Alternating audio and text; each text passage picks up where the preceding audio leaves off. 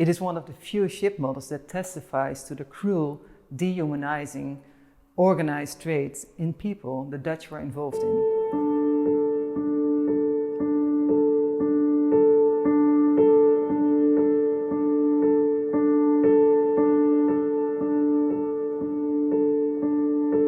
In the 18th and 19th century, hundreds of plantations were to be found along the main rivers in Suriname and adjacent countries. The plantations were owned by Dutch immigrants or their descendants, but the hard labor was performed by enslaved Africans. How were these Africans transported to South America? A hint for an answer is to be found in the background of this painting, where we see a merchant with his enslaved house servant.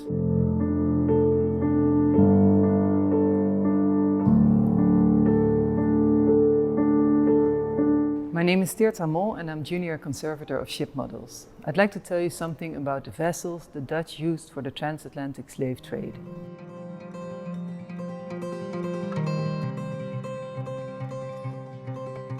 The transatlantic slave trade was the largest long-distance forced movement of people in history.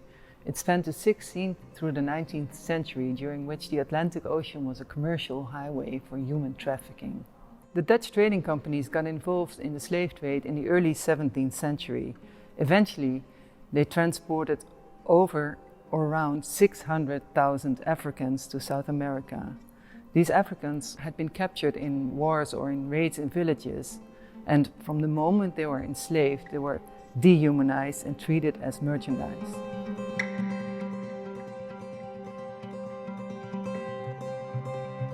The transatlantic slave trade was organized in a triangular pattern. First, the ships left from the Netherlands to West Africa, where they exchanged their merchandise for enslaved Africans. Secondly, they crossed the Atlantic to South America and the Caribbean, where they sold the enslaved to European colonies. Finally, loaded with tobacco, sugar, and other commodities from the plantations, the ship sailed back to the Netherlands. The total journey took around 12 to 15 months, during which the enslaved spent 2 to 3 months on board.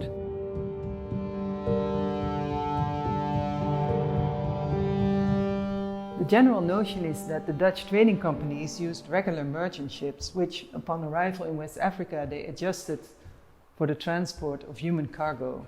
Recent studies, however, learned that building contracts distinguished between warships, merchant ships and slave ships. This means that specific slave ships may have been designed. Now, what is the difference between a merchant ship and a slave ship? This ship model is named the Witte Olifant, White Elephant, and it dates from 1755. Unfortunately, we do not know the provenance of the ship and whether it represents a real ship. Due to its detailed construction, it is considered a reliable representation. The ship has a 3-masted rig without sails, and it has 22 gun ports. The figurehead is a crowned lion, a common feature on Dutch ships. At the stern we see the name of the ship and the inscriptions LAL. We don't know what these letters stand for. On the corners we see 2 black figures. These figures and the name of the ship, White Elephant, are clearly referenced to the trade with Africa. That doesn't necessarily mean slave trade though. However, if we look carefully at the White Elephant, we notice 2 features of interest. First of all, the hull. The Witte Olifant has a wider and deeper hull than an average merchant ship. The extra width provided more space on the deck, but also more stability, and combined with the extra depth, this meant more enslaved people could be traded.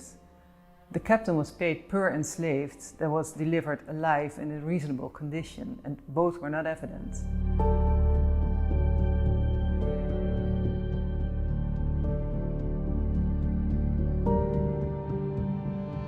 We don't know how exactly the Dutch fitted their ships for the slave trade, but we do know the drawings of the English Brogues, a slave ship from 1781. The drawings, which we see here in a book by Cheryl Finley, illustrate the extremely efficient way the enslaved were crammed on the decks. Each adult had a personal space of 41 centimeters. In practice, often more enslaved were loaded than prescribed, making the personal space even smaller. Life on board of these ships must have been horrible.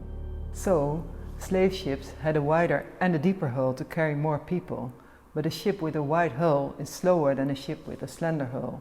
This brings us to the second feature, the extremely tall rigging.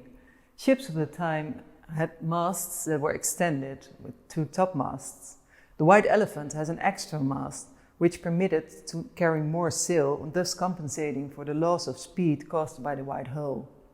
According to these features, including the name White Elephant and the corner figures, it could be very well possible that the White Elephant represents a slave ship. If so, it is one of the few ship models that testifies to the cruel, dehumanizing, organized traits in people the Dutch were involved in.